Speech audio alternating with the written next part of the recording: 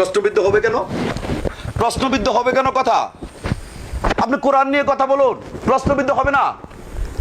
কারণ কোরআন কয়টা? একটা।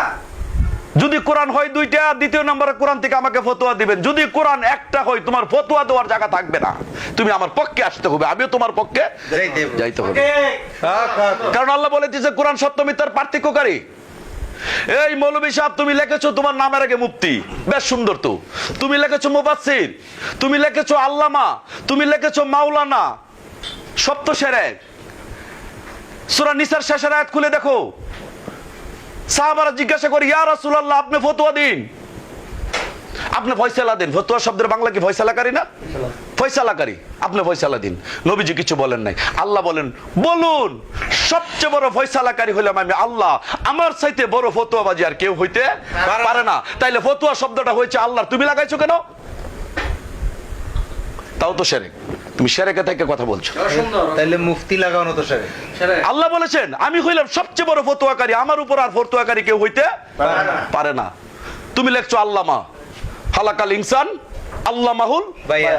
আর তুমি কি বয়ান শিক্ষা দিবা? যে বয়ান শিক্ষা দিয়ে তাকে আল্লামা বলা হয়, আল্লিম শব্দ থেকে এসেছে। আমি আল্লাহ হয়েছি সবচেয়ে বড় আল্লামা, আমি আদমকে তৈরি করে আমি বয়ান শিক্ষা দিয়েছি। তুমি বয়ান শিক্ষা দিলে কম হইতে পারে, বেশিও হইতে পারে, তুমি আল্লামা হইতে পারো না। তুমি আল্লামা বাদ দিয়ে বাবা শাহজালালের মতো লেখো শাহজালাল ইয়ামনি রাদিয়াল্লাহু তাআলা আনহু। তুমি কেন আল্লামা? কোরআনে হাফেজ, কিসের কোরআনে হাফেজ? তুমি যে কোনো মুহূর্তে কোরআন ভুলে যেতে পারো।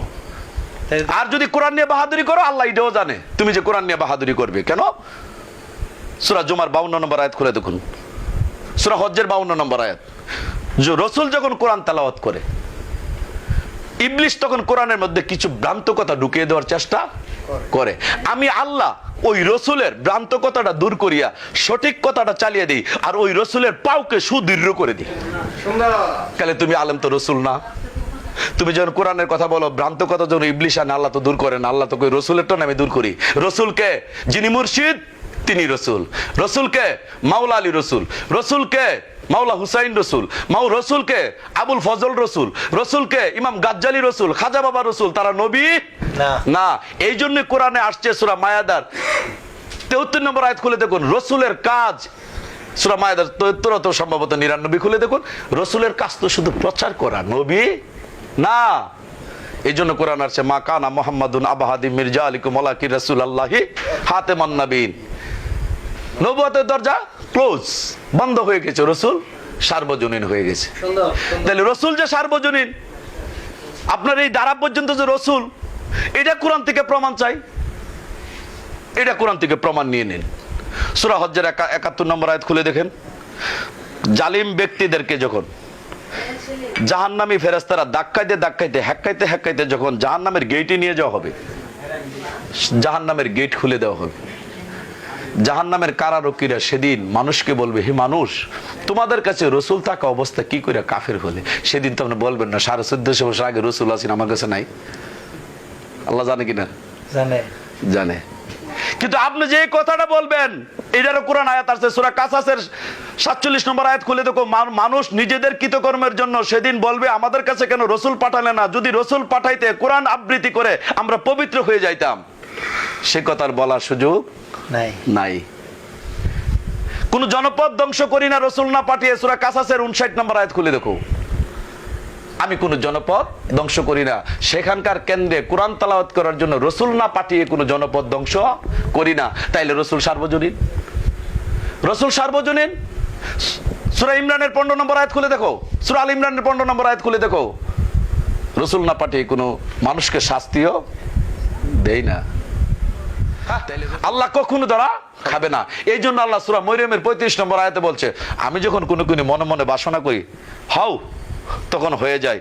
আমি মানুষকে হৌ শব্দ দিয়ে তৈরি করি নেই। সূরা সাদের 75 নম্বর আয়াত খুলে দেখো, 72 নম্বর আয়াত খুলে দেখো, আমি নিজ হস্তদ্বয় দ্বারা দইরা আমি আদমকে তৈরি করেছি।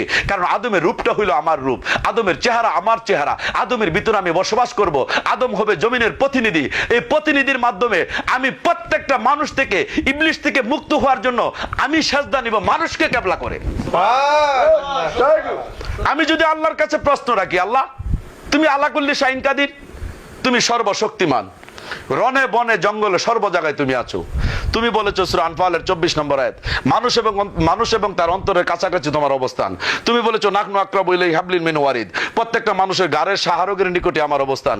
তুমি বলেছো আমি অনুপস্থিত নই। তুমি বলেছো ওহুমা কুমতুম আইনামা কুমতুম, তুমি যেখানেই থাকো আমি তোমার সাথে আছি। অসংখ্য অসংখ্য আয়াত দিয়েছো, তুমি সর্ব জায়গায় বিরাজমান। তুমি কেন আবার গুরু ব্যবস্থাটা জারি রাখলে?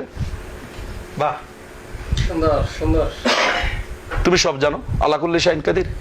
আল্লাহ বলে দিলেন শুনো, সূরা বাকারার 151 নম্বর আয়াত খুলে দেখো, আমি তোমাদের কাছে রাসূল পাঠিয়েছি এই জন্য, রাসূল তোমাদেরকে পবিত্র করবে, রাসূল তোমাদেরকে হিকমত দিবে, রাসূল তোমাদেরকে কোরআন আবৃত্তি করে শেখাবে, তোমরা যা জানতে না রাসূল তোমাদেরকে শেখাবে। আমি রাসূল ব্যবস্থা এই জন্য জারি রেখেছি। ইবলিশও সার্বজনীন, রাসূলও সার্বজনীন। তুমি হবে মাঠ আর তোমার ভিতরে দল হবে দুইটা, একটা আল্লাহর দল, একটা ইবলিশের দল। ইবলিশও তোমার ভিতরে আছে, আল্লাহও তোমার ভিতরে আছে। তুমি হইছো মাঠ, একটা লেভারি না থাকলে হেলা জমবে না। যখন তোমার ভিতরে লেভারি করে দিলাম তোমার গুরু হারাপ কাম করতে যাবে, গুরুর বাসি কল করার পর তুমি দাঁড়িয়ে যাবে। তুমি যখন দাঁড়িয়ে যাবে তখন তুমি গুরুর চরণে যে তওবা করে নিবে, আমি আর খারাপ কাজ করব না। ইবলিশ ব্যবস্থা যদি সার্বজনীন না থাকতো, গুরু ব্যবস্থা সার্বজনীন থাকার দরকার ছিল না। ইবলিশ সার্বজনীন, সেই জন্য গুরু সার্বজনীন। গুরু ছাড়া এই মাঠের লেফারি ছাড়া যেমন ফুটবল খেলা হয় না, তোমার দেহটা হয়েছে মাঠ, তোমার ভিতরে আছে আল্লাহ, তোমার ভিতরে ইবলিশও আছে। তুমি পাপ কাজও করতে পারো, পুণ্যের কাজও করতে পারো, তোমাকে ইচ্ছা শক্তি স্বাধীন করে দিয়েছে, সেই জন্য গুরু ব্যবস্থা জারি রেখেছে। তুমি যখন অন্যায় কাজে ডুবে যাবে তখন তুমি গুরুকে স্মরণ করবে, আর যখন অন্যায় করেই ফেলবে তখন গুরুর দরবারে চলে যাও। সূরা নিসা 64 নম্বর আয়াত, এই আয়াতটা আপনারা পড়বেন, মিডিয়াতে যারা শুনবে তারাও পড়বে। সূরা নিসা 64 নম্বর আয়াতে আল্লাহ পাক বলেন, কেবলমাত্র রাসূল প্রেরণ করেছি মানুষ অনুগত্য করার জন্য। যখন মানুষ জালিম হয়ে যাবে, পাপ কাজে লিপ্ত হয়ে যাবে, তখন রাসূলের কাছে দৌড়ে যাবে, তখন রাসূলের কাছে দৌড়ে যায় আল্লাহর কাছে পানা চাবে। তো ওই মানুষটার পক্ষে রাসূলও তওবা করবে। রাসূলের তওবা না, কিন্তু মানুষের পক্ষে, যে মানুষটা পাপ করবে তার পক্ষে রাসূল আল্লাহর কাছে পানা চাবে। তখন আল্লাহ বলেন আমি তার প্রতি ক্ষমাশীল হয়ে যাব।